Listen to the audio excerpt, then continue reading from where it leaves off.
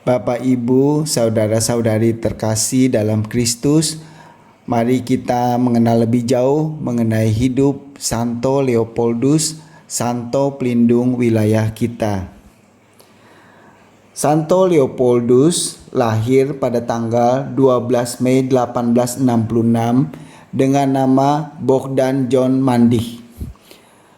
Anak ke-12 dan terakhir dari pasutri Peter Mandich dan Carlota Serevic. Peter ayahnya adalah keturunan sebuah keluarga ningrat kuno di Bosnia. Ayah dari Peter memiliki armada penangkapan ikan Adriatik. Sedangkan ibu dari ibunya Carlota adalah Countess Eleanor Bujovic dari keluarga kaya dan ningrat. Karena negara mereka terperangkap dalam kancah pergolakan politik, keluarga itu telah kehilangan kemakmuran mereka dengan berjalannya waktu. Sejak kecil, Bogdan, nama panggilan dari Santo Leopoldus, telah belajar memiliki empati kepada mereka yang kehilangan martabatnya, baik secara sosial maupun moral. Dia mengerti kepedihan mereka karena pengalaman keluarganya sendiri. Pada tahun 1880, pada waktu Bogdan masih remaja, ada seorang uskup bernama Joseph Juraj Strossmayer. Uskup ini memulai suatu gerakan ekumenis yang berfokus pada persatuan dalam keberagaman dan menguduskan katedral Jakovoi Srijem di Bosnia. Bogdan terinspirasi dengan Bapak Uskup tersebut untuk membaktikan dirinya untuk tujuan serupa, untuk persatuan dalam keberagaman. Pada 16 November 1882, pada waktu dia berumur 16 tahun, Bogdan pergi ke Udine untuk belajar di seminari Venetian Capuchin. Pada tanggal 2 Mei 1884, pada waktu dia berumur 18 tahun, Bogdan mulai hidup di biara di Bassana del Grappa di Vicenza dan mengambil nama Leopoldus. Sejak saat itulah Bogdan dipanggil sebagai Leopoldus. Pada tanggal 4 Mei 1885, pada waktu dia berumur 19 tahun, Leopoldus mengucapkan kaul pertamanya. Pada tanggal 28 Oktober 1888, Leopoldus mengucapkan kaul kekal di Padua. Pada usia ke-24 tahun, pada waktu itu 20 September 1890, Leopoldus ditabiskan sebagai presbiteran di Venesia. Karena Leopoldus tidak memiliki kewarganegaraan Italia dan dia menolak untuk menyangkal negara asalnya, dia dikucilkan ke selatan Italia dalam masa Perang Dunia.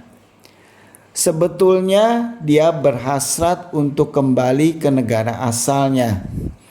Dia berharap dapat dipulangkan setelah perang. Dan dia ingin sekali bekerja agar teman-teman seperjuangannya kembali lagi ke gereja Katolik. Walaupun dia adalah anggota dari Provincial Venetian, Leopoldus selalu berkeinginan untuk kembali di antara kerabatnya di persekutuan evangelisasi. Namun secara realistis, Leopoldus tidak mampu berkhotbah karena ucapannya lambat dan hampir gagap. Kesehatannya juga selalu mengkhawatirkan. Tubuhnya pendek, hanya sekitar 136 cm tingginya. Tubuhnya membengkok, wajahnya pucat, dan dia sangat rentan sekali terhadap penyakit. Dia mempunyai kemampuan melihat yang sangat kurang dan menugaskannya untuk berkarya di perkumpulan rekonsiliasi sakramental.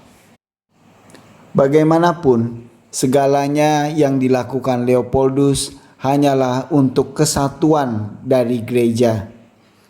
Dia berdoa berulang kali, satu kawanan, satu gembala. Menyadari bahwa kedermawanan adalah jalan menuju persatuan, dia kemudian memutuskan menjadi seorang gembala yang baik dalam penerimaan pengakuan dosa. Pada saat berumur 34 tahun, pada tahun sekitar 1900, dia mulai melayani pengakuan dosa. Dia selalu cepat melayani, tenang, ramah, sopan, dan selalu siap berkorban untuk kebaikan dan pelayanan bagi sesama. Kemanapun ditugaskan, Leopoldus sangat dikagumi dan dikasihi oleh umat. Walaupun tersembunyi dalam kegelapan kamar pengakuan, dia dikenal oleh semua orang. Walaupun dia sangat galak dan temperamental, dia selalu mengendalikan dirinya, sangat murah hati dalam memaafkan, dan tidak pernah menyimpan rasa dendam. Tetapi di antara saudara-saudaranya di Kapusin, Leopoldus adalah sasaran yang banyak disalah mengerti dan dikritik secara negatif. Perkumpulannya sering mencegah dia hadir dalam pertemuan kekeluargaan, dan beberapa biara menentang kebaikan yang ditunjukkan Leopoldus bagi para pendosa. Mengapa demikian? Karena Leopoldus mengubah pengakuan dosa menjadi suatu pengalaman tentang martabat kemanusiaan, suatu perjumpaan pribadi yang murah hati, bersifat menghargai dan penuh pengertian. Di sana setiap pendosa mengalami pengampunan dari Allah dan kebaikan hati dari seorang pastor. Leopoldus pernah berkata, "Sebagian orang mengatakan saya terlalu baik.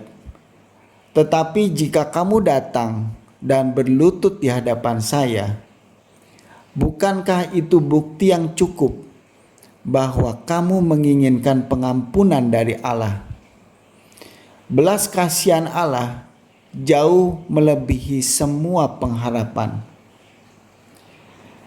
Ketika Leopoldus dituduh terlalu ringan dalam menetapkan penitensi, Leopoldus menjawab, "Jika Tuhan ingin menuduh bahwa saya terlalu murah hati kepada para pendosa, saya akan menjawab bahwa Dia sendirilah yang memberi aku contoh teladan, dan aku bahkan belum meninggal untuk penyelamatan jiwa-jiwa seperti yang telah Dia lakukan." Leopoldus sering berkata, "Berdamailah, letakkanlah segalanya di pundakku, aku akan membereskannya."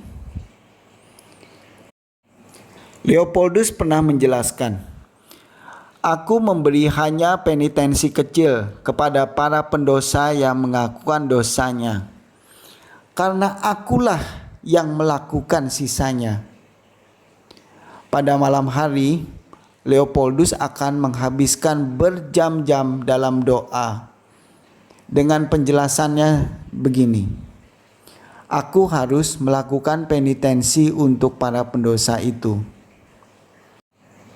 Mungkin Penitensi pribadinya yang paling besar adalah hidup dalam sebuah sel yang sangat sempit, 2 meter lebar kali 1,3 panjang, yang merupakan kotak es di musim dingin dan tungku di musim panas. Leopoldus mempunyai devosi yang sangat mendalam kepada perawan Maria, yang dia sebut dalam dialek Venesia Parona Benedetta, yang artinya pemimpin aku yang suci.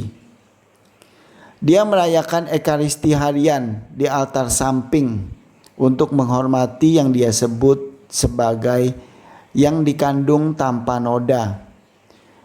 Dia juga mendaraskan litani Santa Perawan Maria dan sering berdoa rosario. Pada tanggal 30 Juli 1942, pada waktu Leopoldus berumur 76 tahun, dia menderita kanker kerongkongan yang membawanya pada kematian. Pada waktu itu, dia sedang bersiap untuk liturgi dan tiba-tiba saja dia pingsan di lantai sakristi. Dia kemudian dibawa ke selnya untuk mendapatkan sakramen orang sakit. Para biarawan berkumpul di selnya dan mulai berdoa doa Salve Regina bersama Leopoldus. Ketika mereka sampai di kata-kata yang mengatakan, "Oh yang murah hati, oh yang mengasihi, oh perawan Maria yang manis," pada saat itu Leopoldus meninggal. Dia meninggal pada umur 76 tahun dan dia mengabdikan 60 tahun diantaranya sebagai warga Kapusin dan 52 tahun sebagai pastor. Ada yang menarik dari sel dan ruang pengakuan dosa Leopoldus. Ruang ini terlewat dari serangan bom dalam Perang Dunia Kedua, walaupun gereja dan sebagian dari biara hancur. Leopoldus pernah meramalkannya. Gedung gereja dan biara akan hancur karena bom, tetapi tidak sel kecil ini. Di sini Allah telah menyalurkan begitu banyak belas kasih kepada umatnya. Sel ini harus tetap ada sebagai monumen kebaikan Allah. Pada 2 Mei 1976, Paus ke-6 menganugerahkan beatifikasi bagi Leopoldus. Dan pada tanggal 16 Oktober 1983, Leopoldus dikanonik oleh Paus Yohanes Paulus II pada masa berlangsungnya sinode para uskup tentang tema rekonsiliasi. Leopoldus disebut sebagai Rasul Pemersatu. Kita memperingati Santo Leopoldus Mandik dari Herzegovina setiap tanggal 12 Mei. Dan sejak tahun 2017 ditetapkan menjadi Santo pelindung wilayah kita, wilayah Santo Leopoldus, Paroki Sunter.